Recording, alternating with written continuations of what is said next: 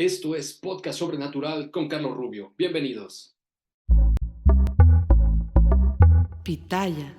¿Qué tal, amigos? Bienvenidos nuevamente a Sobrenatural con Carlos Rubio. Y nuevamente tenemos con nosotros, tenemos el honor de contar con la bendecida presencia del padre Javier Luzón. Si ustedes no vieron la primera parte de la entrevista, se los voy a dejar en la parte de aquí abajo para que puedan ir a escucharla. Si nada más nos están oyendo a través de las plataformas digitales de audio, si vieron el video, bueno, también puedan ver la primera parte de esta entrevista. El padre Luzón fue exorcista por 20 años, me corregirá, padre, si me equivoco. Sí, entre el año 95 y el 2015. Maravilloso. Formador... Con intervalos. Perdón. Muchas gracias, padre. Y formador de exorcistas, y además es el autor del primer manual de exorcística en la historia de la iglesia. Muchísimas gracias, padre, por estar con nosotros. ¿Cómo está? Muy bien, encantado, porque habría que completar un poquito lo que tratamos el día anterior, para que no quede un poco en el aire, ¿no? Que estuvimos viendo pues cómo la tarea de Jesucristo, cómo Jesucristo anunciaba el reino y lo acreditaba sanando y liberando. Estuvimos viendo que esa es la tarea que encarga su iglesia y que por qué se ha abandonado en parte ese ministerio. Estuvimos viendo las causas y luego vimos pues cuáles son los ataques extraordinarios, preternaturales, y cuáles son las puertas que utilizan los inmundos para introducirse, para atacarlos. Vimos las tres de las que somos responsables, es decir, el pecado grave, el ocultismo, que es el mayor de los pecados graves que podemos cometer, por eso se le dedica un apartado especial, y luego el rencor. Y quedan otras tres puertas, que eran las que habíamos hablado de tratar en esta sesión. Muy bien, padre, pues si me lo permite, para poder empezar, para que le quede claro a nuestros amigos que nos están viendo, nos están escuchando, ¿por qué el demonio nos puede atacar si nosotros no provocamos estos ataques? Exacto. Pues porque se le abren las puertas. A veces las puertas las abrimos nosotros, pero otras veces las abren personas que nos rodean. Cuando se invoca a los diablos haciendo un hechizo, una maldición para dañarnos. En segundo lugar, cuando hay heridas afectivas importantes, graves. Y en tercer lugar, cuando arrastramos herencias de nuestros antepasados.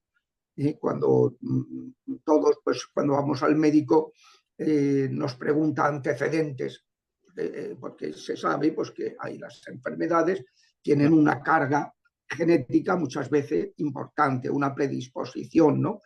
Tanto en el ámbito psíquico como en el ámbito fisiológico, en el ámbito somático. Entonces, pues eso. Pero también en el plano espiritual hay unas herencias, unas cargas epigenéticas que van adheridas a los genes. Esto es un tema que de toda la vida la Iglesia ha enseñado.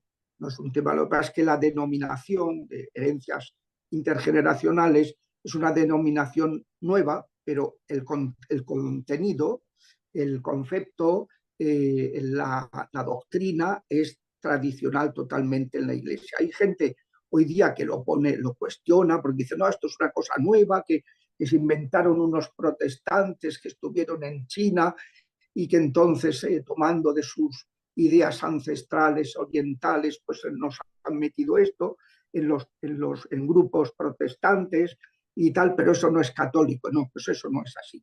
Eso no es cierto, porque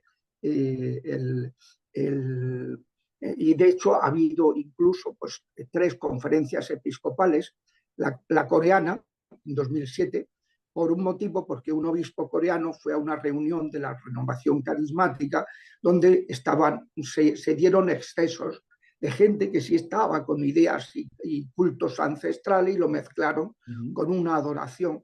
Entonces este salió escandalizado, lo comentó en la conferencia episcopal y entonces sacaron un documento diciendo que eso no podía ser. En Roma lo que hizo fue corregir el exceso, aclarar el exceso, pero no les dio la razón. no dijo para nada ni hizo ninguna declaración diciendo que la oración intergeneracional no sea algo católico.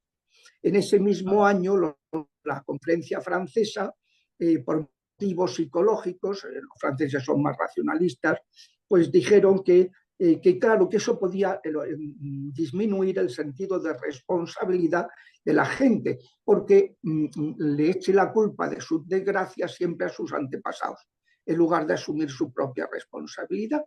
Y entonces, pues también Roma dijo que efectivamente que eso puede suceder, pero que eso no significa que la oración intergeneracional no se deba hacer y que no sea algo católico. Lo que hay que hacer es corregir el posible desviación de persona que se vuelva irresponsable, ¿no? Pero eso no es así. En esos tiempos adujeron, y de hecho si uno ve, yo tengo 2 vídeos, uno que se llama Objeciones a la sanación intergeneracional, en que recojo todo esto y los refuto con argumentos bíblicos y con la enseñanza de la Iglesia. Y un segundo vídeo que se llama La sanación intergeneracional en la tradición viva de la Iglesia, explicando que esto es una cosa en la tradición de la Iglesia y poniendo el ejemplo además de Juan Pablo II. Juan Pablo II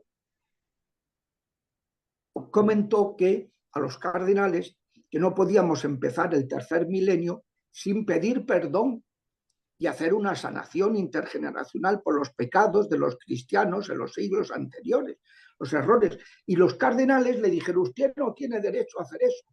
Usted pida perdón por sus pecados, pero ¿usted por qué va a pedir perdón por los pecados de los cristianos anteriores? ¿No? El Papa dijo: bueno, vamos a ver, que lo estudie la Comisión Teológica Internacional, a ver si esto es católico o no es católico. A ver si yo tengo derecho a hacer esa oración intergeneracional, esa oración de sanación por los errores del pasado de los cristianos, o no tengo derecho. Y entonces lo estudió la Comisión Teológica y sacó un documento que vale la pena que el que tenga la más mínima duda que lo lea, que se llama Memoria y Reconciliación, la Iglesia ante los errores del pasado, donde explica que, por supuesto, que hay una, como decía Juan Pablo II en Reconciliatio et Penitencia, reconciliación y penitencia, él decía que hay una comunión en la santidad, pero hay también una comunión en el pecado. Uno que se santifica tira de los que le rodean hacia arriba. Uno que se deja llevar por el pecado perjudica a los que tiene cerca. Eso es una percepción normal que vemos cuando una persona se echa a perder, pues que hace daño a los que le rodean y causa muchos destrozos, muchos perjuicios, ¿no? Pero aparte, doctrinalmente, pues el Papa quiso ponerlo de manifiesto. Entonces, pues eso, ha habido teólogos, por ejemplo, el padre Rogelio Alcántara, que es un erudito, pues muy erudito y tal, pero en este punto pues piensa que no, que eso en realidad en la Biblia pues eso es una cosa del siglo XV, cuando era el Éxodo, pero que luego, que en el siglo VI, cuando ya Ezequiel, la gente se quejaba de los errores de los antepasados, Ezequiel dijo: ya a partir de ahora no se va a decir más que los padres comieron a graces y los hijos tendrán de entera. Cada uno cargará con sus propios pecados, con sus propias culpas. Entonces, pues claro, a eso hay que decir que esa misma frase se dice en el siglo XV, en el Deuteronomio, cuando Moisés, antes de entrar en la tierra prometida, les recuerda el decálogo y les dice: primer mandamiento, no adorarás a otros dioses, porque soy un Dios celoso que castigo el pecado de los padres en los hijos hasta la tercera y cuarta generación. Y en unos versículos después dice: los padres cargarán con sus pecados y los hijos con los suyos. El pecado lo tiene cada uno. Ahora, las consecuencias del pecado, hay ocasiones en que sí cargamos y ocasiones en que las que no. Muchos de estos dicen: pero Jesucristo pues dijo, cuando le trajeron al ciego de nacimiento, ¿quién pecó él o sus padres? Dijo: ni él ni sus padres. Esto es para la gloria de Dios. O sea, no dijo el por qué, sino el para qué. Entonces, pues hay ocasiones en que efectivamente una desgracia no tiene un antecedente ancestral, pero hay otras veces que sí. Y de hecho, en la Biblia no hay nada de lo que se hable más que de este tema es constante el que se vaya hablando. Nuestros padres han cometido idolatrías y ahora nosotros estamos sufriendo las desgracias.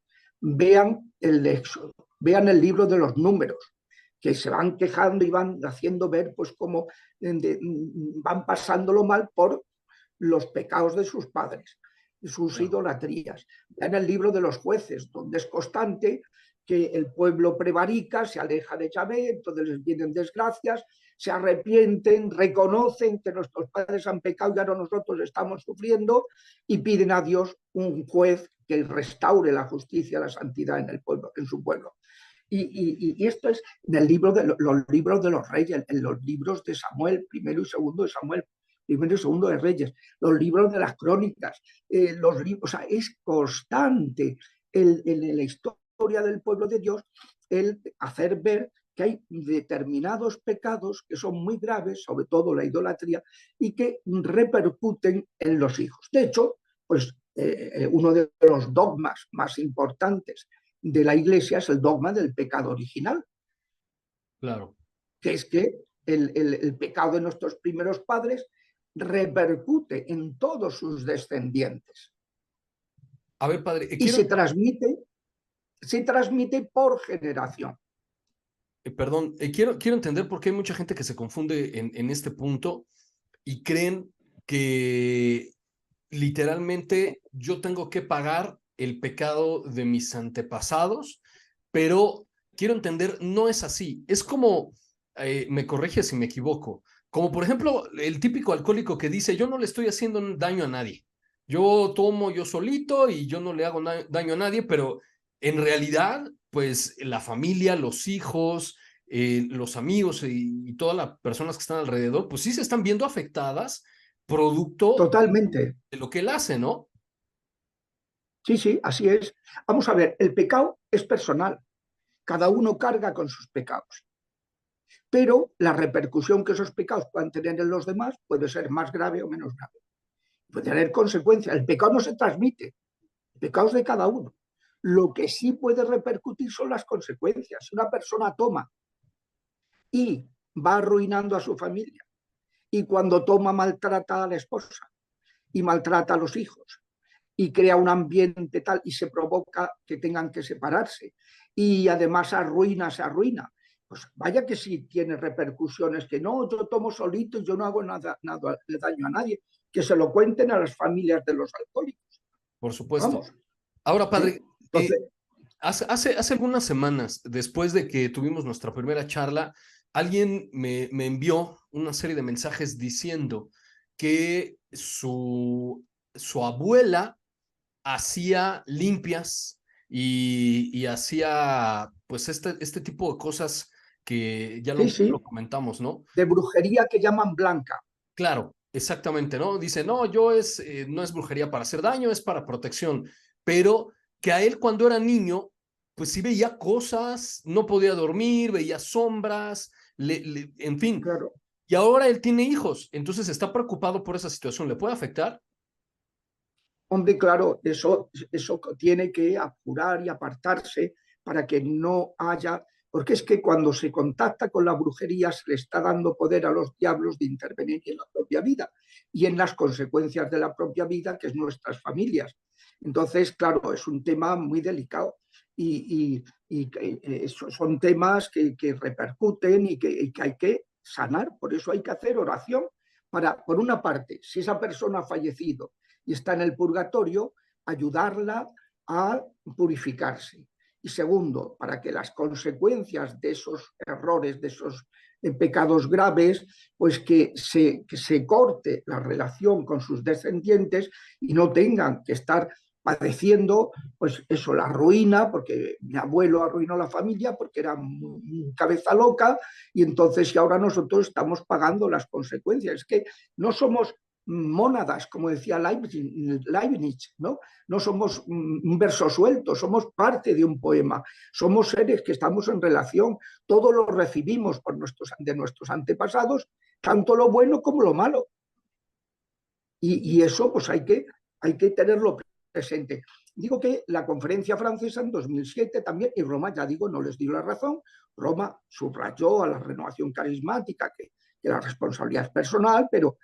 Y 8 años después, la conferencia polaca volvió a la carga. Y en ese caso, Roma no solo no les dio la razón, sino que a los pocos meses sacó un documento que se llama, la Congregación, ahora se llama Dicasterio para la Doctrina de la Fe, Juvenescit Ecclesia. La iglesia se rejuvenece cuando respira con el pulmón carismático y jerárquico.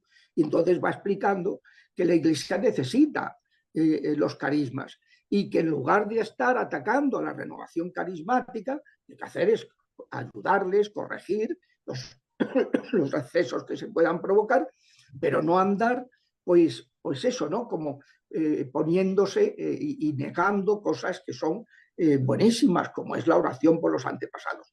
Esto es un punto, esa sexta puerta, que conviene siempre tener presente. La oración por los difuntos es una de las obras de misericordia y pedir para que se sanen. Fíjese si es un tema que tiene trascendencia, que hasta los mismos satánicos, los satanistas, saben que eso es así, que hay una correlación. Y entonces ellos aprovechan esa correlación para hacer brujería, que es lo que se llaman las constelaciones familiares. Colocan unos muñequitos, los van moviendo, van cambiando la correlación, y eso son brujerías con las que se está invocando implícitamente a los demonios para que cambie la situación en la familia. Entonces, ¿y que todo por qué? Pues porque es consecuencia de que si los cristianos, los católicos, no rezamos por nuestros difuntos, pues al final la gente acaba yendo a los brujos para que les echen una mano, que lo ponen peor, porque sí, te quitan un problema, pero te meten tres. Claro. Que es como funcionan siempre los brujos. Tanto, no solo la brujería mala, la brujería negra, la brujería roja, la brujería verde, sino también la brujería blanca, la magia blanca. Es invocar a los demonios para conseguir cosas que no podemos conseguir por medios naturales. Entonces, claro, dice, no, si yo no lo hago por hacer el mal, sí, pero estás haciendo algo malísimo, que es ponerte en manos de los demonios. Y entonces pasan cosas tremendas porque te dicen, bueno, pues como me decía uno, que fue a una astralista, le hizo una carta astral y le dijo, en 2020 habrá una chica que se interesará por ti. ¿Y qué es lo que pasaba? Era un maleficio.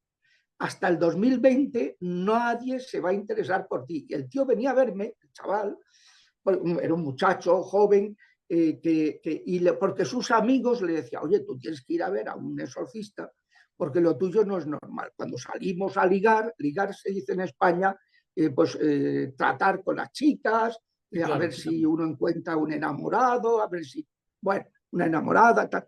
Entonces dice, cuando salimos a tratar con las chicas, tú eres invisible, nadie se fija en ti, se fijan en todos los demás, pero en ti nadie se fija. Era como si tuviera una campana de ocultamiento a los ojos de las mujeres. Y dice, no, esto no es normal, porque tú eres un tío normal, eres deportista, eres un tío bien parecido, eres un tío tal. ¿Cómo es posible que no haya ninguna mujer que se interese por ti? Y era porque había ido al astralista y le había hecho una maldición, diciendo, no, en 2020 sí habrá una que se interesará por ti. Hasta entonces no habrá nadie que se interese por ti, claro. Entonces, son las cosas que hace la gente y no se da cuenta del gravísimo error de que van a que le pasen el huevo recién nacido, van a que le hagan todo tipo de supersticiones que hay en muchas culturas y que no se dan cuenta de que eso, de que están poniendo al bebé o al niño en manos de los demonios. Oiga, padre, escuchaba yo en alguna ocasión a alguien que me decía justamente algo parecido, que él, digamos que por curiosidad, intentando justificarse, ¿no? Hasta curiosidad científica, creo que lo mencionó, intentó invocar demonios y hacer cosas, ir a casas embrujadas, pero nunca había visto nada, nunca le pasó nada, entonces él decía que eso no era verdad. ¿Eso le puede afectar a sus hijos o a sus nietos? Hombre, claro, es un acto ocultista, es el pecado más grave. Ese tipo de cosas, claro que pueden perjudicar. O no, no es matemático, pero depende, pero estás abriendo las puertas y dando a los demonios la facultad de que puedan atacarte si quieren. si lo ven conveniente hacerlo de esa manera. Ok, y entonces esa es la sexta puerta. Y Esta es la sexta puerta. Y lo que, bueno, pues lo que hay que hacer, pues es eso, orar por los difuntos para quitar, cortar esa predisposición, que yo digo que el pecado no se hereda, lo que se hereda es la consecuencia del pecado. Por ejemplo, pongo un ejemplo, me vino una señora con su hija de 13 años diciendo, padre, venimos porque esta chica pues un día voy a salir para el trabajo y veo un pájaro muerto en la puerta. Entonces, como me acordé de que cuando la vez anterior, hacía 2 años, pasó eso, pues mi hermano murió ese día, pues digo, aquí nadie sale de casa porque esto es algún hechizo para hacer daño. Y entonces estuvo buscando por la casa a ver si encontraba algún signo y lo que encontró fue que la tablet de su hija de 13 años que se habían regalado hacía un mes, pues había empezado a chatear con un pederasta a los 15 días y ese día tenía una cita con ese joven, tenía 25 años, aunque le decía que tenía 18, pues con ese joven para verse, que supuestamente ya se habían visto una vez y en esta segunda supuestamente ella, la madre, preveía que fuera a ser violada la hija, ¿no? Entonces, pues y yo le dije, bueno señora, esto no, ¿por qué viene usted al exorcista? Esto es un error, que ustedes le hayan puesto un objeto telemático y sin ningún control, porque los jóvenes nos dicen, no padre, no me está entendiendo, mire, es que una cosa es lo normal y otra cosa es lo paranormal. Mire, esta chica jamás nos ha dado un problema de irresponsabilidad de tal, y que de pronto, de la noche a la mañana, en 15 días, se haya metido en esa situación sin decirnos nada, no nos parece normal. Y entonces le dije, pues tiene usted razón, señora, si es una chica muy buena y que nunca les ha dado problema, que haga eso como primera providencia, pues hombre, mal asunto, es raro, ¿no? Es sospechoso.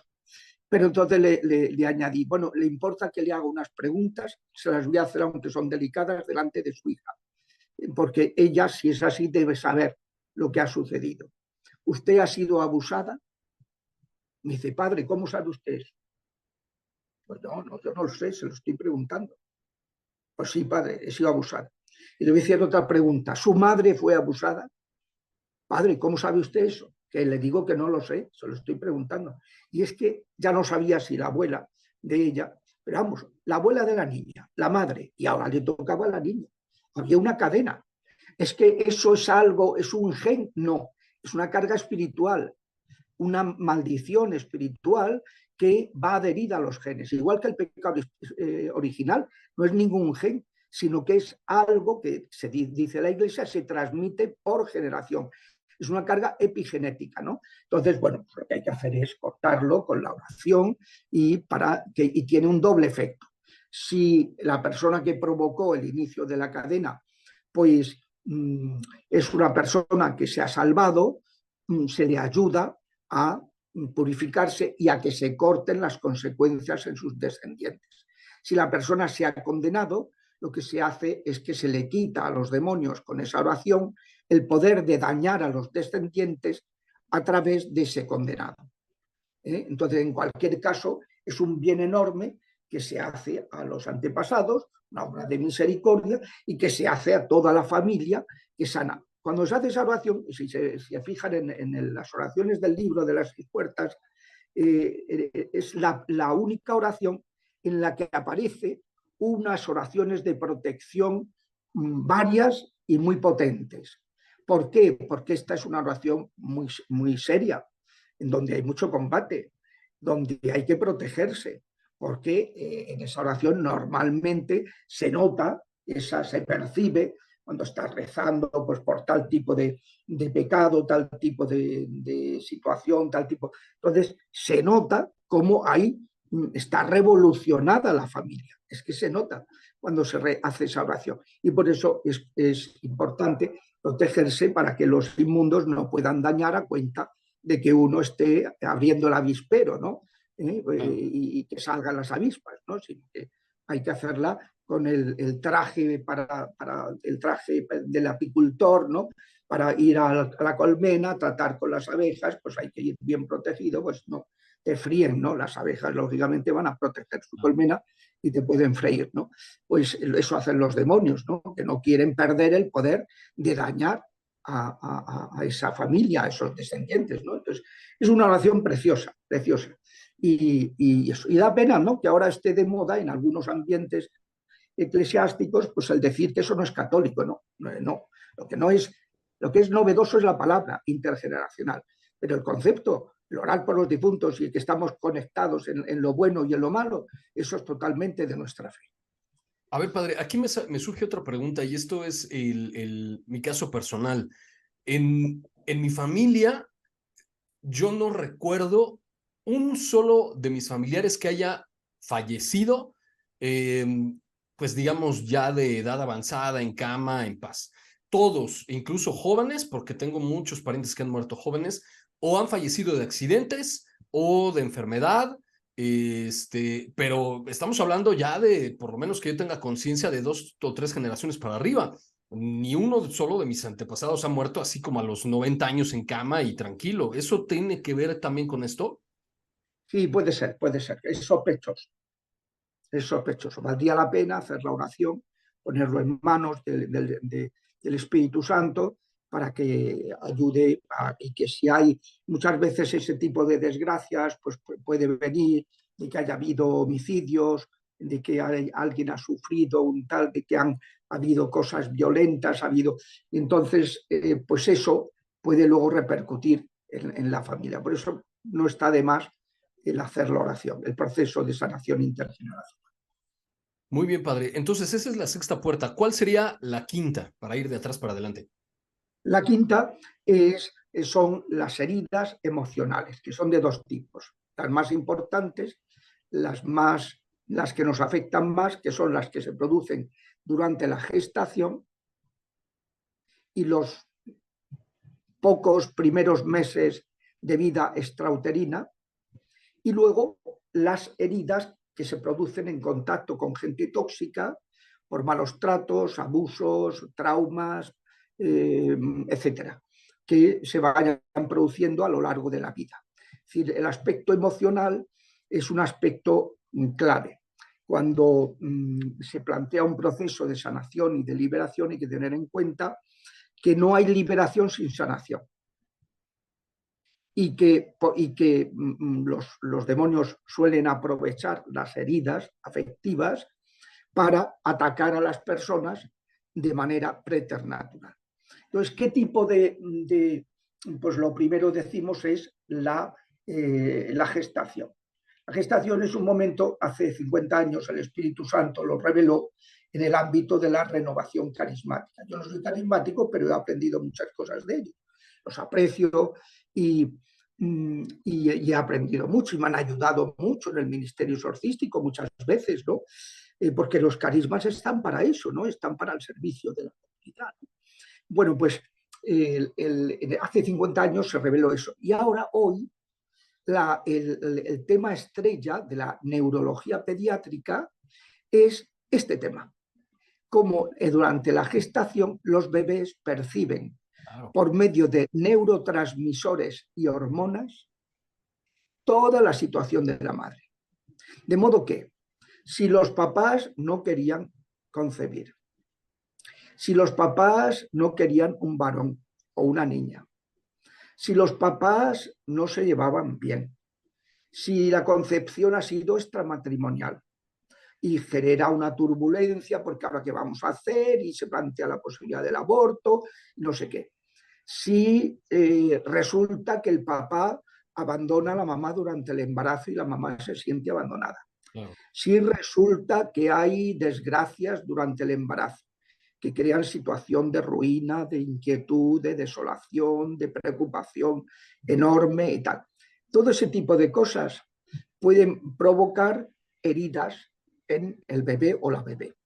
Por ejemplo, el tercer mes es el mes en que se configura el sexo cerebral. Se manifiestan los caracteres sexuales primarios y se configura el sexo cerebral. Si resulta que en ese mes los papás quieren una niña y es un niño, pues ya el chaval tiene un rechazo a su identidad masculina, porque los padres no lo aceptan. Me acuerdo de un caso que tuve de una persona que había sido rechazado en su identidad y en un exorcismo salió. Entonces descubrió y dijo, claro, yo ahora entiendo por qué siempre, sin pretenderlo, he seducido a las personas del sexo complementario para obtener de ellas la afirmación de mi identidad sexual que mis padres me negaron. Y ya empezó un proceso de sanación, se sanó en su disforia de género y se liberó. Y todo venía de que los padres querían un bebé de una condición sexual distinta de la que tenía esta persona. Entonces, pues se pueden producir muchas cosas, autorrechazo, y luego cuando llega la adolescencia, que es la etapa de la vida, se manifiestan muchísimo, en autolesiones, en opción por la vida, por ejemplo, te pongo un ejemplo, me viene por la parroquia, estaba de exorcista, una madre con 2 hijas. Dice, don fulano, que en paz descanse, pues ya ha fallecido este párroco, me manda que venga aquí. Digo, ¿por qué te manda? Pues sí, mire usted. Entonces la mayor tenía 13 años, por ahí, y era un esqueleto andante, una anorexia gravísima, que pasaba ingresada en el hospital 11 de los 12 meses del año. Wow. La otra, la pequeña, de 10, era una chica muy arregladita, muy tal, pero tenía una alopecia areata, que es que se te cae el pelo, de pronto se te forma una calva, de golpe, se te cae una mata de pelo y pierdes. Y entonces, pues, y le digo, bueno, señora, esto pues, es una cuestión médica. Dice, no, pero el párroco me ha dicho que usted nos rece y tal. Bueno, total, que le pregunté, bueno, ¿y cómo fue el embarazo de estas niñas? Y me dice la señora, yo disfruté muchísimo con mi embarazo y tal. Fue duro porque yo estaba de moda entonces trabajar hasta el último día de embarazo y yo fui a la oficina con mi barrigón hasta el mismo día del parto. Y entonces, pues, digo, pues ya está, no me diga más. Ya me ha dicho que usted ha vivido pesarosamente su embarazo y las niñas lo han somatizado pensando que usted la ha rechazado. ¿Y qué ha pasado?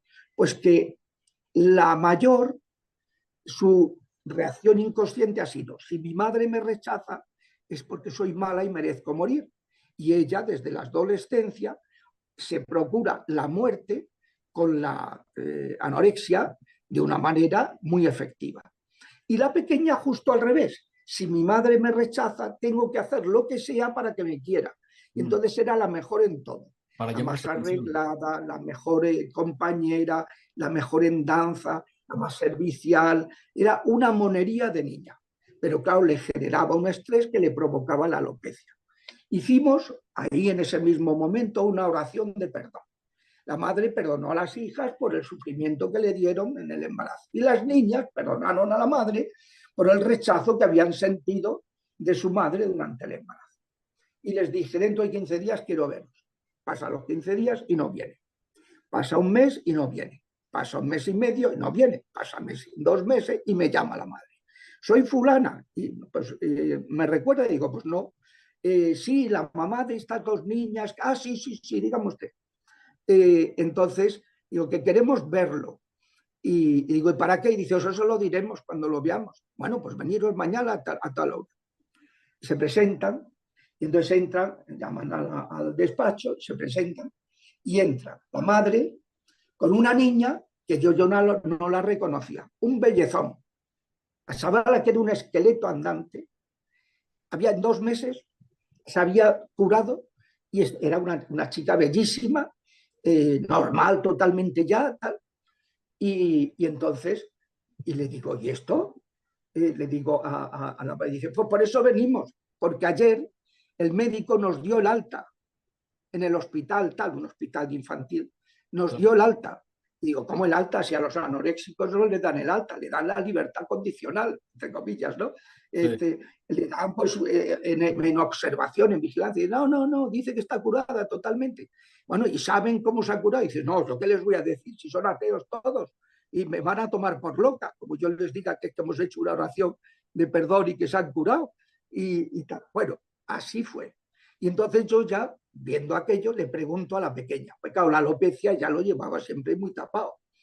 Y le pregunto, fulanita, ¿cómo va la azotea? Yo le llamaba la azotea, ¿no? La azotea es la parte de arriba de la casa, ¿no? Sí, sí, ¿Cómo sí. va la azotea? Y me dice la niña, padre, mire la mata de pelo que me ha salido. Se descubrió el pelo y tenía ya una cosa así de pelo en donde tenía aquella alopecia, ya se había curado. Es pues eso, las heridas de seno materno, que pues tienes heridas de rechazo, y ves tú que luego se lo acompaña toda la vida. Es una persona que es como un imán. Donde quiera que vaya, la rechazan. La gente mala la rechaza. Porque eso produce una interactuación. Esa herida de rechazo, que es una marca maligna, atrae a las personas malignas, que ven una potencial víctima.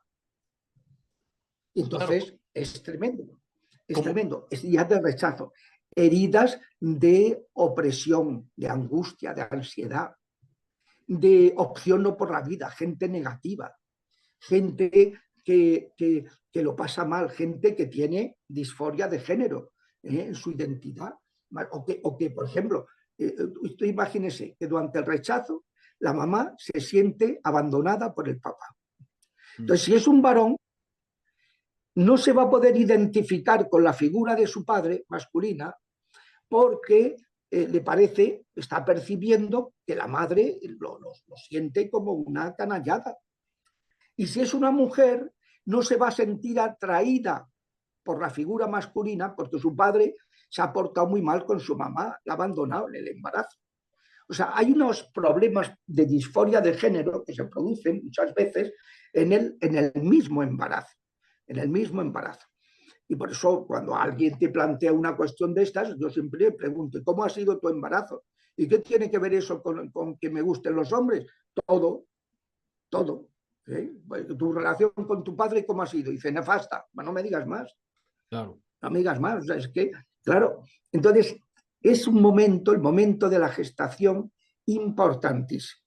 Importantísimo, que se pueden producir todo tipo de fenómenos y entonces que luego tengan repercusiones y que los demonios aprovechen para atacar. Y lo mismo si luego después en la tierna edad o en la infancia o en la juventud o a lo largo de la vida se han producido, hay estrés postraumático, hay traumas, hay bullying, hay cosas que se han ido, injusticias, iniquidades, etcétera, malos tratos, todo eso pues predisponen, o sea, ese atentado contra la dignidad de la persona deja tanto poder al diablo en esa persona que la hace muy vulnerable para ya ataques de vejación, de influencia, de obsesión o de posesión diabólica. Esa es la quinta puerta. Y claro, es importante.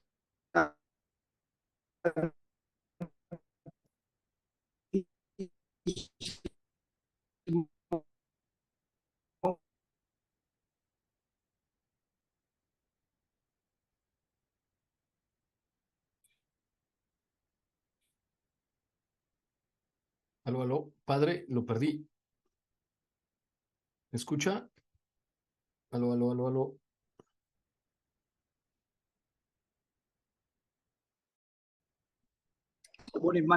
Se pone en manos de la Virgen esa herida para que la Virgen vuelva a gestarnos con la acción de su esposo, el Espíritu Santo, y sane esas heridas. Se producen unas cosas preciosas, unas regresiones que la persona de pronto descubre qué es lo que le pasó en el embarazo, qué es lo que sintió en determinado momento, qué es lo que... unas regresiones importantísimas por la acción de la oración, ¿no? Pues esa es otra de las... Por eso yo en los procesos que le recomiendo a la gente para liberar, siempre le digo, mira, estos son tres procesos y luego un plan de mantenimiento. En el primer proceso, que es la curación del ocultismo, se interrumpe los sábados para hacer la oración de seno materno. Y todos los días se va a hacer, además de la oración de abjuración, de ocultismo, una oración de perdón, todos los días, como vimos la semana pasada. La semana pasada, la última vez. Sí, claro. En segundo lugar, el segundo proceso, que es la sanación intergeneracional. Son 10 días, 5 generaciones paternas, los tatarabuelos paternos, los tatarabuelos, los bisabuelos, los abuelos y el papá, y luego los tatarabuelos maternos, los tatarabuelos maternos, los bisabuelos, abuelos y la mamá, pero interrumpimos los sábados para hacer en su lugar la de seno materno. La de seno materno hay que estar haciendo, hay que estar sanando todas las semanas cuando se está en un proceso de estos, ¿no? Y perdonando todos los días. Y luego el tercer paso, la juración del racionalismo, pues interrumpiendo los sábados, son 30 días, interrumpiendo los sábados para hacer la de seno materno.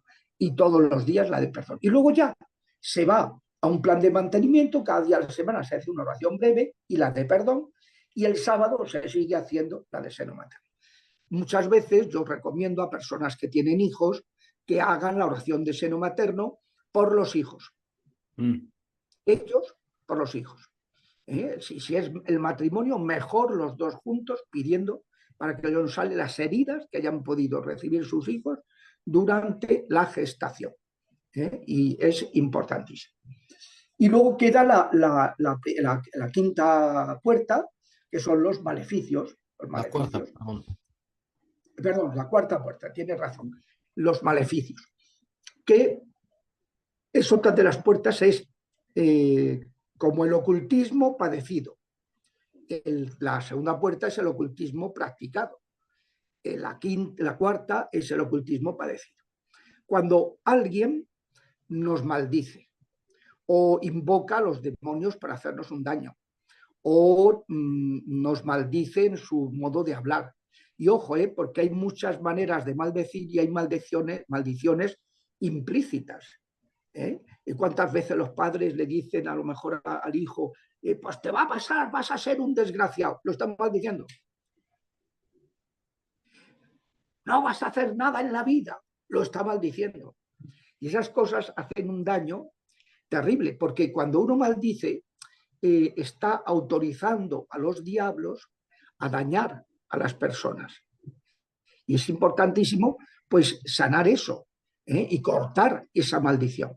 Y en esos casos, en esta cuarta puerta, no solo hay que hacer las oraciones de la preciosísima sangre para protegernos de maldiciones o de las consecuencias de esas maldiciones. No solo hay que hacer la oración contra ruina y miseria para sanar las consecuencias de esas maldiciones que suelen manifestarse en ruina, en miseria, en que todo va mal, en el trabajo, en lo económico, en la salud y en el amor. Lo que se dice, lo que decía aquella canción, usted es muy joven o no la recordará, y decía 3 cosas hay en la vida: salud, dinero y amor. Y el que tenga esas 3 cosas, que le dé gracias a Dios. No la recuerda, ¿verdad? No. No, bueno, pues esa canción, una canción que había hace ya, pues no sé, será de los años 60, por ahí, o una cosa así, los 60 o 70, ¿no? Y pues eso, la oración contra ruina para sanar los problemas de salud, dinero y amor, ¿no? Y lo mismo que hay que hacer la oración contra maleficios. El interesado tiene que hacerlo. Pero en este caso es fundamental que consiga un sacerdote o un diácono que, con el poder de su ministerio ordenado, del sacramento del orden, rompa esa maldición, la cancele, la nulifique, la destruya y la mande a los estrados de nuestro Señor, con ese poder sacerdotal. Uno tiene que hacer esas 3 oraciones de sanación contra maleficios y de protección, pero hay que pedirle no hace falta un exorcismo, basta con que un sacerdote dice, por el poder de la sangre de Jesús, rompo, cancelo, nulifico, destruyo este maleficio. Arranco este entierro, por ejemplo, hay maleficios que se hacen pues enterrando un objeto para que es como enterrar en vida a la persona, o que congelan, en el frigorífico congelan a una persona.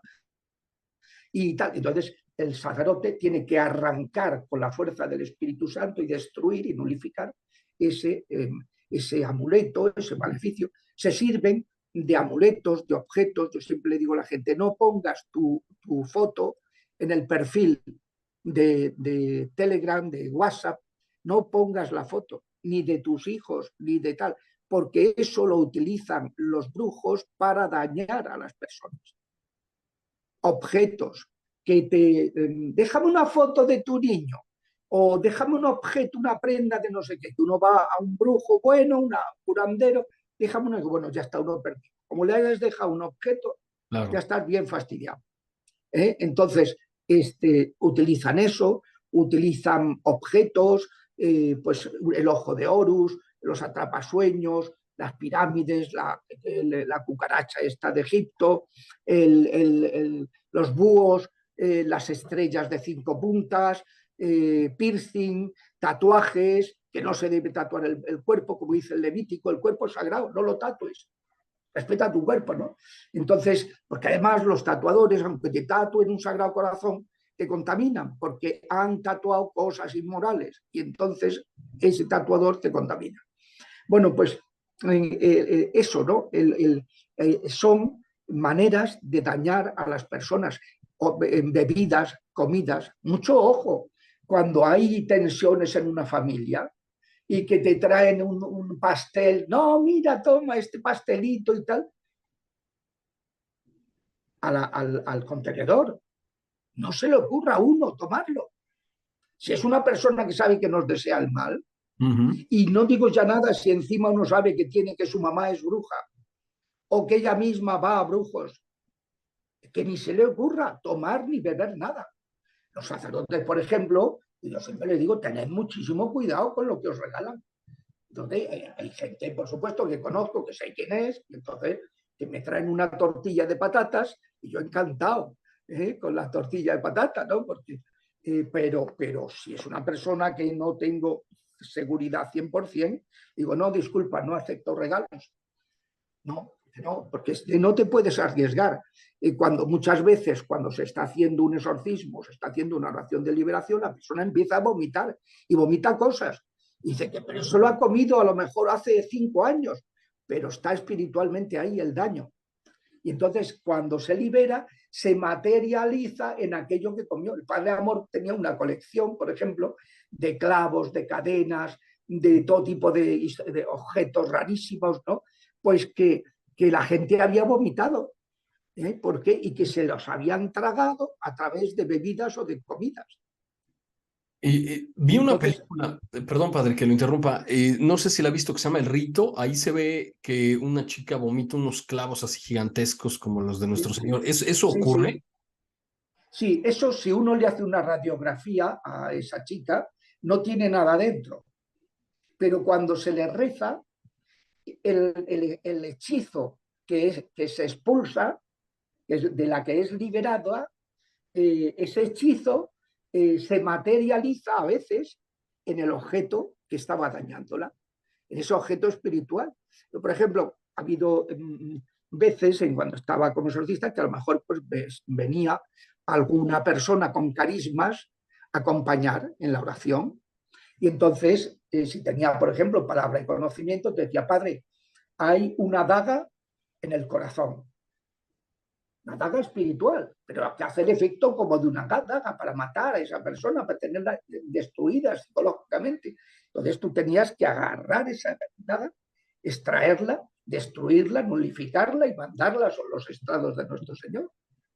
Porque son cosas que están...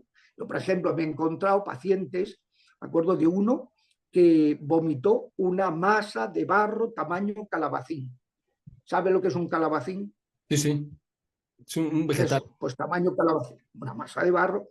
Otro, una señora que estaba en una misa, no sabía que estaba poseída, le habían echado una maldición de su futura suegra y su futura cuñada para que no se casara con el que fue su marido.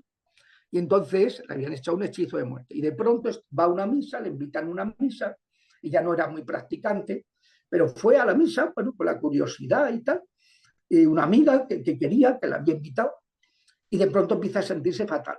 Y le dice a la amiga, voy al baño porque me siento fatal, estoy revuelta y voy al baño. Salió, preguntó dónde estaban los aseos en la parroquia, en el sótano. Bajó al sótano las escaleras, fui corriendo y cuando se acercaba al baño de señoras, salía de la puerta de caballeros un sacerdote. Le dijo, padre, ayúdeme, y ¡buah! Y vomitó 13 ranas. 13 ranas vivas. Wow. Y salieron, el padre, el padrecito, vio aquello y salió corriendo. Pero vamos, aterrorizado, como es natural, porque es que, claro, esto no es normal, ¿no? Entonces, a continuación, otra arcada y vomitó 7 ranas vivas. Y en el tercer lugar, según me contó ella, vomitó ya en el inodoro 3 ranas, y ya se le pasó el este. Subió y cuando iba a subir, pasó por una sala de visita donde estaba el padrecito descompuesto, todavía no se había recuperado del impacto. Y le dijo, no, no entre, no entre, no entre. La detuvo porque no entrara porque estaba eso, completamente descompuesto, el pobre. Y esto, claro, pues pasan cosas de esas. Otro caso, pues una persona que había recibido también un hechizo para no casarse y que el día de la boda, el sacramento del matrimonio, expulsó el hechizo. ¿Y cómo se manifestó? Que al día siguiente de la boda me dice el matrimonio, ayer mi mujer expulsó por sus partes 2 bolitas de gusanos vivos. Wow. Era la materialización de que el sacramento del matrimonio había destruido el hechizo que impedía casarse. ¿Qué significan los bichos? Los bichos siempre son envidia, son acción de un demonio que es el señor de las moscas, se le llama Belcebú, que es el príncipe de los espíritus de envidia, de celos, de rencores, de enredos familiares, de enredos en el trabajo. Entonces, claro, era un enredo que le habían hecho y por eso esas bolitas se materializaron y que esa persona quedó liberada y su matrimonio pues fue estupendo. Pero se dan cosas de esas, una persona que vomita un clavo o que vomita, y bueno, pues y claro, yo siempre digo a la gente, pues me llaman, padre, que estoy vomitando o que estoy evacuando por abajo o que estoy orinando y no paro de orinar y tal. Digo, no te preocupes, eso es liberación. Eso es liberación. Está expulsando, por donde sea, está expulsando, después de una oración que se le ha hecho, toda la influencia negativa que unas veces lo expulsan en in situ y otras veces a las horas de haberse producido el exorcismo, ¿no? O la oración de liberación, ¿no? Entonces, los maleficios. Es muy importante eso, el tema hay maneras de maldecir, los maleficios explícitos, en que se va al brujo para hacer un trabajo, para tal, y los maleficios implícitos en que se hacen cosas que no funcionan si no intervienen los demonios, ¿no? Y luego está esa manera de maldecir a los hijos. A los hijos hay que bendecirlos, hay que imponerles las manos, hay que estar siempre, pues eso, ¿no? Bendiciéndolos, ¿no? Y eso, el tema de los maleficios es, junto con la práctica del ocultismo, es de los temas más duros. O sea, yo diría que un porcentaje muy importante de los poseídos que he tenido, habré tenido muchas intervenciones exorcísticas, pero de ellas el 20% eran poseídos, el resto pues eran oprimidos, vejados, influenciados, obsesionados mental o afectivamente. Pues de los poseídos, los casos más graves, podría asegurar que tenían en común, en un porcentaje elevadísimo, el tema de las maldiciones. Oiga, padre, de maldición. Y cuando son entre familias, terrible. Por herencias, por envidias, por tal, terrible.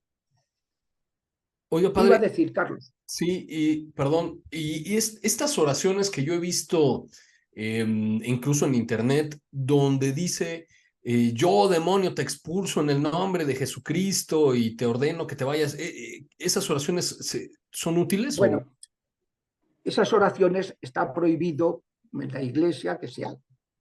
Eso lo puede hacer un diácono o un presbítero o un obispo, pero no lo puede hacer un laico. Les recomiendo que lean, que pongan en el buscador carta a los obispos de la Congregación para la Doctrina de la Fe del 29 de septiembre de 1985 sobre normas de exorcismos. Y te sale una carta en la que dice, nos hemos enterado que hay gente que impera, laicos que imperan a los demonios. Eso no se puede hacer. ¿Y por qué la Iglesia lo prohíbe? Por lo que dice Hechos 19, 7 y siguientes, en que en Éfeso unos exorcistas judíos vieron que Pablo expulsaba a los demonios y dijeron a un poseído, en el nombre de Jesús de Nazaret, a quien Pablo predica, salid de esta persona. Dijeron los demonios, sabemos quién es Jesús, sabemos quién es Pablo, pero vosotros quiénes sois para mandarnos esto. Y entonces los desnudaron a los 7, los hijos de Esteba, que era un sumo sacerdote judío, desnudaron a los 7 hijos y los apalearon. Entonces, no, a los laicos, los que no son ministros ordenados, deben hacer oraciones deprecativas. Señor, ata, expulsa, destruye este maleficio, ata, amordaza, libera, tal, pero se le pide a Dios, se le pide a la Virgen, a los ángeles, a los dos, pero uno no, salvo que uno sea, ya digo, diácono o presbítero o obispo que tiene el poder de Jesucristo, entonces sí te tienen que obedecer. Y ahí corre uno ese riesgo de ser atacado por los demonios cuando hace ese tipo de oraciones donde un... Claro, te estás exponiendo, claro, naturalmente. Por eso la Iglesia lo prohíbe, dice que no se haga. No significa que no haya habido laicos que hayan tenido un especial carisma de liberación, puede darse. Piense, por ejemplo, Santa Catalina de Siena, Santa Hildegarda de Bingen, eran la pera. O sea, le llevaban a esto, intercedían, pero son excepciones. Lo normal es que un laico haga oraciones deprecativas, que se pide a Dios, a Virgen, a los ángeles, a los santos, que expulse a los demonios. Yo tengo que acabar, Carlos. Claro que sí. Claro que sí, padre. Para finalizar, ¿dónde lo podemos encontrar? ¿Dónde podemos encontrar su libro, el de las 6 puertas y sus demás publicaciones?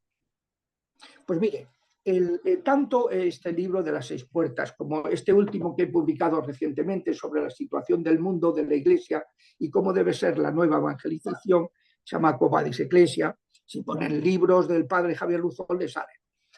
Los está distribuyendo, pues están por todo el mundo, depende de los países, hay países que hay librerías que los distribuyen, otros que no, pero las plataformas, por ejemplo, la que veo que está funcionando muy bien es buscalibre.com. Buscalibre.com. Esa pone buscalibre.com. Las 3 W, buscalibre.com.